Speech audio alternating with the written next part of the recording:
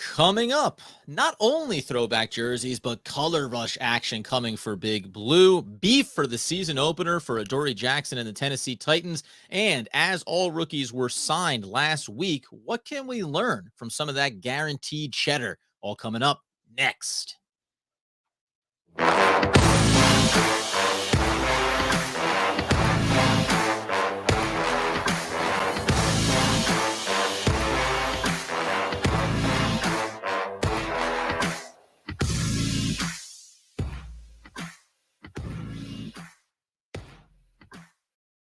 What up? It's OGP, the One Giant Podcast, where, of course, we are your host over here, Adam Armbrecht, breaking down the Brooklyn Nets all off season long on the Locked On Nets podcast with my boy Doug Norrie.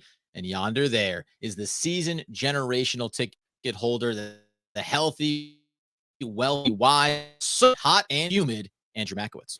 Yes, sir. I mean, it is hot. I've been spending the last couple of days messaging friends that have pools and being like, "Hey, what's up? Anything going on?" So, Adam, expect the next text message to be in your inbox about me coming down there. So, and we are going to be enjoying this weekend. We're going out to the river, Delaware, whole family doing this thing. So, keys under the mat. You know what I mean? Keys under the mat. Just go ahead, let yourself in, feed the cat, feed the dog, and enjoy yourself. Bottom line is, as we look at the New York Football Giants offseason, we're waiting for these rookies to stop wandering around the facility, get some veterans in there next week. A little bit of a potential exciting news for yours truly here. But yours truly as in the podcast. Coming up next week, we'll touch on that as we move along. But throwback jerseys are in gear. PR department still needs to do a little bit of work. But how about the fact that the New York Football Giants are also going to be putting on those white-on-white color rush uniforms this season? And I know that gets Andy excited. I mean, I don't know what it is, but like the color rush jerseys are awesome. The Giants color rush jersey, the white-on-white looks amazing. And they nailed it with bringing the throwback, the traditional 80s, 90s blue with the red trim jerseys. Sure. They just announced that. The way they announced it, not so great. Color rush jerseys, they say that they are bringing them back against Dallas on Monday Night Football, Adam. Mm-hmm. I'm stoked. I mean, I didn't think I was going to be like a jersey guy in terms of getting excited about what they're going to be wearing, but man, both of these announcements are pretty great, right? I like the look. I mean, I'll be honest with you, like the color rush, which has the throwback vibe to it with the trim and everything else. It's like, why not like just make them the uniforms? And I have a clear explanation why, but it's like they do, they look better. Like, right? Why not have better looking uniforms? I think as you look around the league, I always like the matte helmet color that some teams utilize, right? When Cleveland goes out with just the solid orange, nothing else on there. We all know like there's just certain teams either look old school awesome or progressive, like futuristic. Seattle, when they started going to the neon green and all that, right? Like you look around the league, I just think the Giants are always one of the teams when they put on their normal uniforms, you go, all right, it's the Giants. Okay. And it's always like mildly disappointing. I agree with you. I mean, you just said that the matte black. Did you see the Carolina Panthers just announced their all matte black with like that like baby blue turquoise, whatever that color is, outline of the Panther? Like everyone unilaterally across the map gave a golf clap and was like, yeah, those jerseys are awesome. And it is crazy, right? Like we every single Giant fan is like, white color rush looks great. Old school 80s, 90s throwback. Like, yes, just make them those jerseys, because the other ones are just so uninspiring when it's just the blue jersey with the white numbers and nothing else. Here's the reason why, by the way, and credit to someone mentioned this over on Twitter when the throwbacks came out. Well, why? You know why? Money.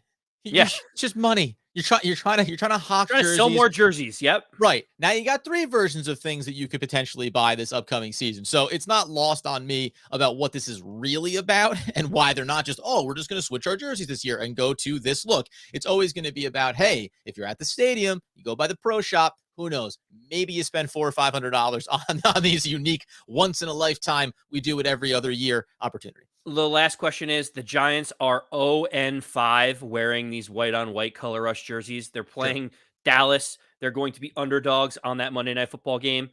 Do you put any stock into what you wear versus the record at any time, Adam? Boy, I tell you what, I certainly would if the Giants hadn't been so terrible over the last 5 to 7 years where, okay, they're 0-5. Yeah, guess what? They only get 4 or 5 wins a season. So by the percentages, it kind of doesn't matter.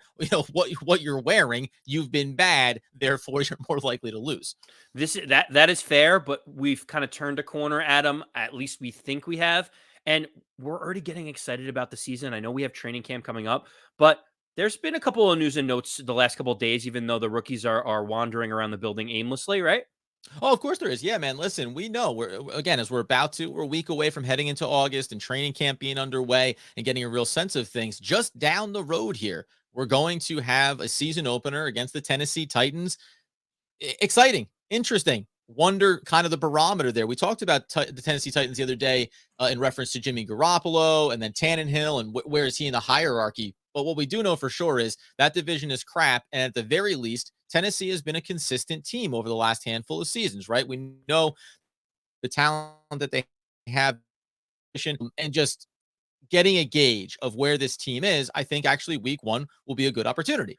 But on top of it being a good opportunity, it's also an opportunity for some beef because Adoree Jackson came out in a New York Post article, which was by our good friend Jared Greenspan, talking about his time in Tennessee. And he said, I really got tested with adversity after my rookie season because everybody on the staff got fired.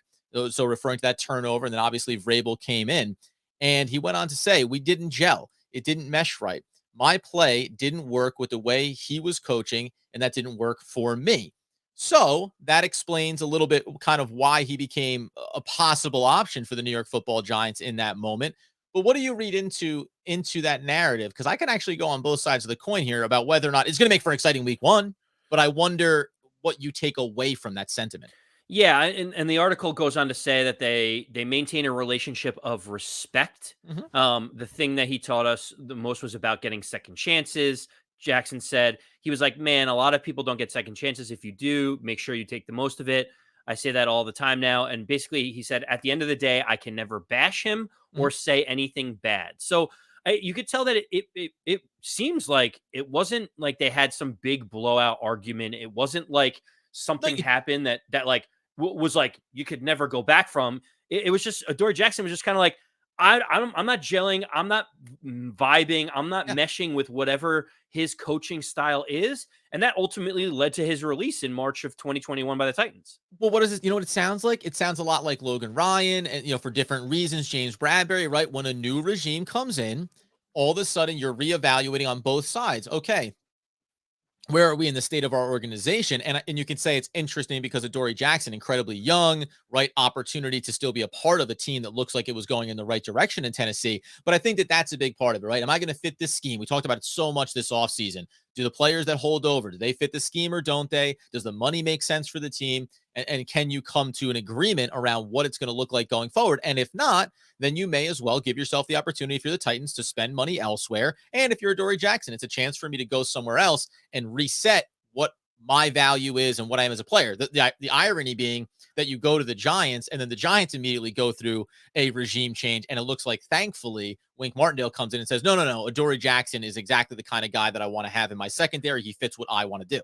Yeah, I mean, he got very fortunate in this situation where Wink Martindale's like, "Yeah, we want a press coverage cornerback, and you're young, like." Also very fortunate in that James Bradbury was going to get released. So by default, the Giants were like, and you are our guy, baby. You Nothing were always our matters more guy. than having We you. never Yeah, thought about trading you. We never thought about cleaning house. We never did right. any of this stuff, right? But yeah, I agree. The question I have for you, Adam, is Hmm. Mike Vrabel seems like I don't the best way to maybe petty. Like he seems like someone that would In a positive way, though. Like, right. Like, right. I mean, as in this Like I dude would holds grudges as an NFL football coach. yes, like I kind of would like to play for him because he's a guy that like has his team's back. I like what Mike Vrabel does. Yeah. Obviously, you could see that Adoree Jackson was like, "Hey, no disrespect to him, it just didn't work. I was drafted by a previous regime. I didn't like what happened. I ultimately got released because I wasn't going to be there long term." But could this be a situation where Mike Vrabel reads this and he's like, "Yeah, we didn't mesh because I didn't like certain things that Adoree Jackson was doing," and now Mike Vrabel looks at his team, he's like, we have to find every way week 1 to try to go after and attack Adoree Jackson just because like the pettiness is there to be like, I know the type of player you are. I want to expose the weaknesses that we knew you had. Well, here's what's interesting. I think Tennessee Titans being a team that has playoff aspirations, right, and playoff and a deep playoff run aspirations, right. This is a team that believes they can still be successful in the short term with Tannehill, and then we know Malik Willis in the background there. But so from that standpoint, I don't think you want to get lost in some of these, sub narratives around we're going to waste our energy specifically trying to go after a guy to prove a point versus we want to attack this team overall and make sure we're getting wins, right? I think you're going to see them with the running game go, can you stop our running game? That's kind of what we're predicated on, and everything builds off of that. But I do think that there'll be opportunities where they say, remember, we saw this kid firsthand. We maybe know where we can expose him, and that can be successful on two fronts, sticking it to him and also helping our team win a game. What I will say too is I think that if Adoree Jackson is speaking like this, I want to see what Wink Martindale does, right? Because I think Wink Martindale, as much as Wink Martindale kind of strikes me as a guy that likes to hold a grudge or likes to prove a point, right? He wants to send a message to the league overall, week one, game one against Tennessee Titans, what defense is going to be about. And if he can manufacture opportunities where through some of those different looks that he does, maybe it's, Adoree Jackson flashing down to pick up a slot corner. Oh no, he's dropping back in coverage, right? Mixing things up that puts Adoree Jackson in a spot to maybe make a big play. Yeah, I think that could be possible, right? And it all works inside of the scheme. And Adoree is going to be one of the best options as a playmaker for the Giants on the defensive side of the ball in the secondary. Well, and also it is an interesting way to say like we didn't mesh, we didn't vibe, we didn't gel. And when also he just didn't play well in 2020, the year Let's before be fair. Right, he got right. released, right? Like Adam in 2018, and we'll just do Pro Football Focus because it's an easy way to do it. 2018, he had a 73 Pro Football Focus rating. 2019, he had a 76, so he started playing better. He was ascending as one of the top young cornerbacks. And then in 2020, he dropped to a 58. Right. And then right after that, he gets released by the Tennessee Titans because they're like, yeah, this is not in our future plan. So he didn't really play well. And then obviously go back to 2021, he had a 74.9. So he's back to the same Right back on type par. of guy he was. He's a 70 to 75 type of player in Pro Football Focus's grades, which means he is an above average to high end starter at his position. But yes, it just so happened he didn't play well. Maybe what they were asking him to do in that scheme wasn't really what he wanted to do. It could have been like, hey, do a lot more zone coverage and try to read things and drop back and be smarter about it, when he clearly is a I'm up in your face, jam, press coverage type of guy. And that's what he excels in. Yeah, it's to your point, right? Well, you're trying to reframe a narrative around yourself. You have a really down year. You're trying to be successful as a professional football player. It's because of the scheme. It's because of the fit. And by the way, there can be validity to that. The Right. interesting thing that I would say is inside of those seasons, remember too, I'm just looking over his numbers. Like he hasn't been a big interception guy, right? Caught one interception last year for the Giants, only 3 for his career overall. Obviously, 2020, that's the injury season for him as well, which is a big factor inside of this too, right? You get released because there's this other element of you weren't on the field. So coming off of maybe a down year, then the Tennessee Titans don't get a good sample size of whether or not it is going to be a scheme fit and we are all going to mesh. And that can facilitate the need to move on as well. But, it'll be fascinating to see how he plays. I think, remember, James Bradbury was on the downside as far as production last year for the Giants as well, but he was viewed as a number one corner. So matchups are going to be interesting. How the rest of the secondary performs is going to be interesting because there is also this element. And then we're going to move on to some rookie conversation here for the Giants. But remember, sometimes just if you go after Adoree Jackson for 20 attempts in a game, at some point, right, it's going to crack. The NFL favors the offensive side of the football, so the rest of the secondary for the Giants, Wink Martindale, the front pressure, all of these things are going to impact how good or bad Adoree Jackson can play to whatever level we think his ceiling is, right? Is he an elite number one? Maybe not. But if he's a solid number one corner and the rest of the defense is playing well, then I think you're going to see him have a good year. And hopefully it starts there week one against the Tennessee Titans. That being the Indeed. case, that being the Indeed, case, good sir. yes, indeed, sir, indeed. That being the case, though, we didn't just a little bit house cleaning just at the start of this conversation, which is all the rookies got signed. Wan'Dale Robinson and Dane Belton officially signed their contracts. I think Dane Belton's was $4.444 million, which I just thought was like, for some reason that feels like you go, can we just do all the same number? I just think it'd be fun. I think that'd be enjoyable. And also, Wan'Dale Robinson got signed. and interesting notes around the guaranteed money inside of his contract. Yeah, so Wan'Dale Robinson signing, you may say, okay, yeah, the rookies are all signed, good to go. Like, what's the big deal? Aaron Wilson, who is on Twitter, he followed, he's beat writer for NFL. He basically said Wan'Dale Robinson signed for $8.185 million and got 3.13 million signing bonus. And you may say, okay, what is that? Like, what's significant about that? What's crazy is that 60% of his third year is fully guaranteed. Yeah. And you may say 60%, like what does that mean? What is that in reference to? Well, 1 year ago, the person that got drafted in that exact same draft slot got 0% of the third year salary guaranteed. So, and as another example, Pat Leonard comes back and gives a little bit more context. Texans wide receiver John Mechie in the slot just behind Wan'Dale Robinson got 55% of his third year salary guaranteed. So you may say, what do all these numbers mean, Adam? Can you explain to everyone why 60% of their third year salary for Wan'Dale Robinson being guaranteed is important?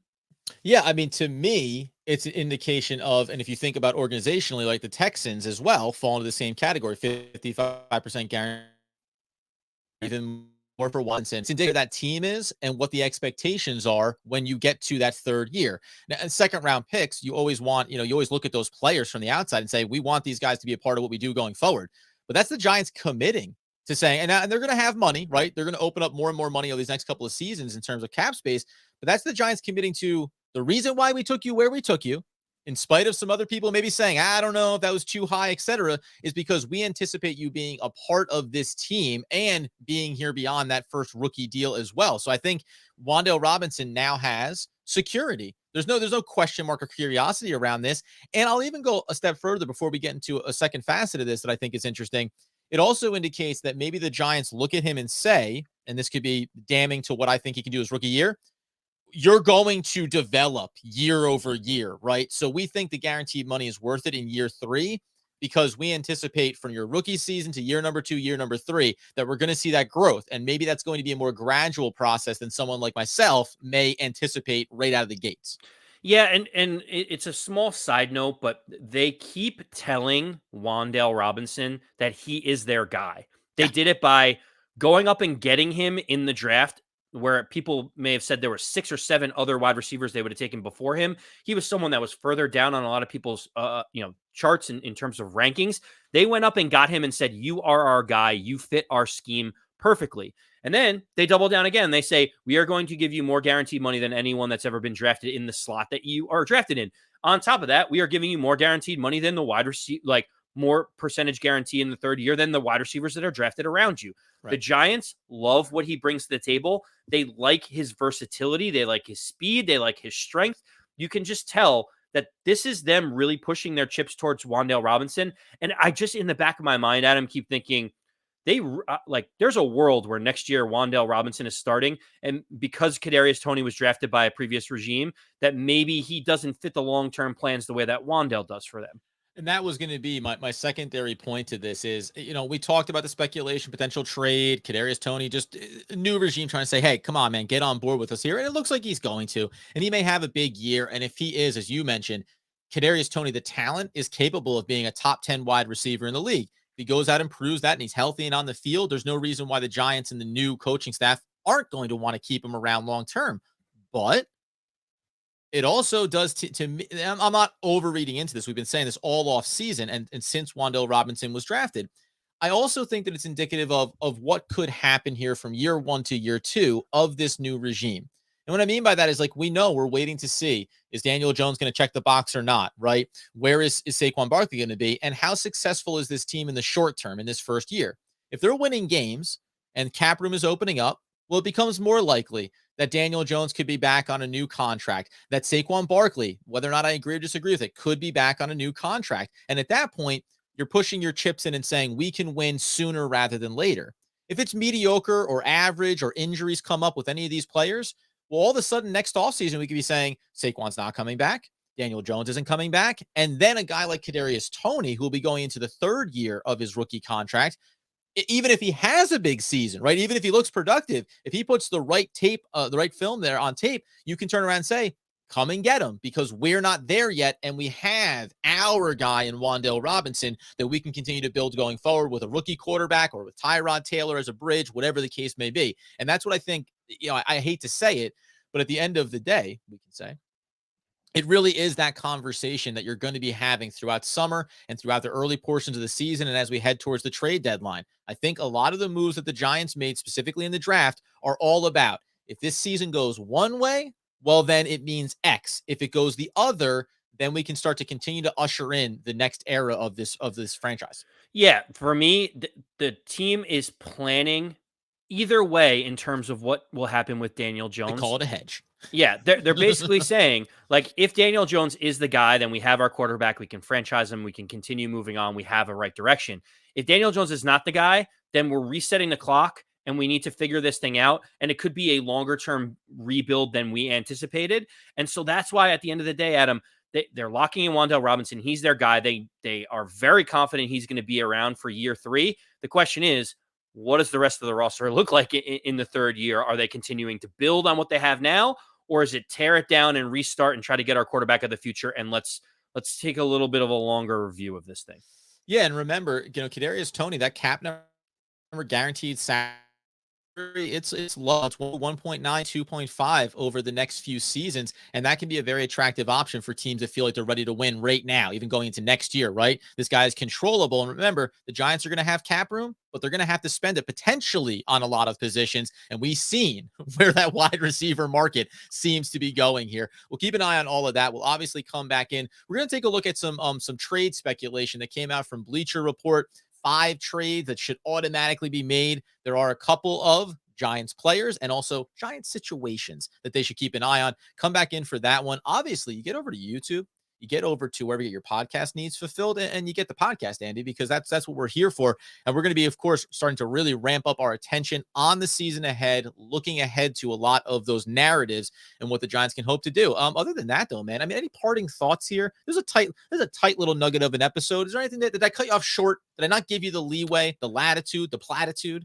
No, I feel good. I'm excited. I'm excited to move out of rookies coming in and having the veterans come in next week. So like, I'm excited for football. Yeah, like football, instead of having to talk about Color Rush and other jerseys back-to-back days. You know it's a little slow in the biz when we're spending time dissecting the breakdown of how they're announcing Color Rush jerseys. You better believe it, my friends. But content is still powerful.